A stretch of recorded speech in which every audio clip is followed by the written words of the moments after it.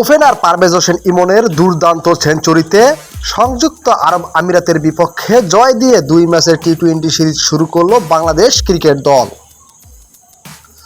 প্রথম ম্যাচে আরব আমিরাতকে 27 রানে হারিয়ে দিয়েছে বাংলাদেশ। টস হেরে প্রথমে ব্যাট করে 20 ওভারে 7 উইকেটে 191 রান করে বাংলাদেশ। ক্যারিয়ারের প্রথম সেঞ্চুরির ইনিংসে 54 বলে 100 রান করেন পারভেজ হোসেন ইমন।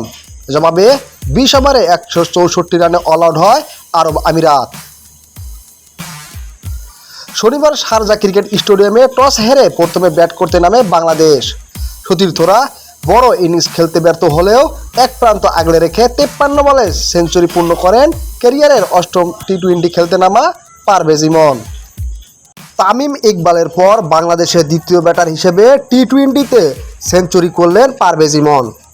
এর আগে 2016 সালে টি-20 বিশ্বকাপে ওমানের বিপক্ষে 60 বলে বাংলাদেশের প্রথম ব্যাটার হিসেবে সেঞ্চুরি করেছিলেন তামিম ইকবাল।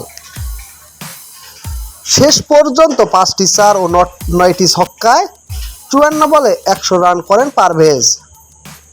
টি-20তে বাংলাদেশের হয়ে এক ইনিংসে সর্বোচ্চ ছক্কার রেকর্ডও গড়েন এই বাঁহাতি ব্যাটার।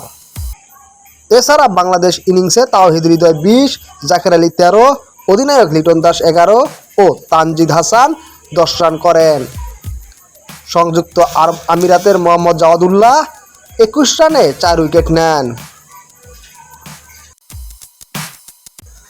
জবাবে সংযুক্ত আরব আমিরাতকে ঝড়ো শুরু এনে দেন অধিনায়ক মোহাম্মদ ওয়াসিম।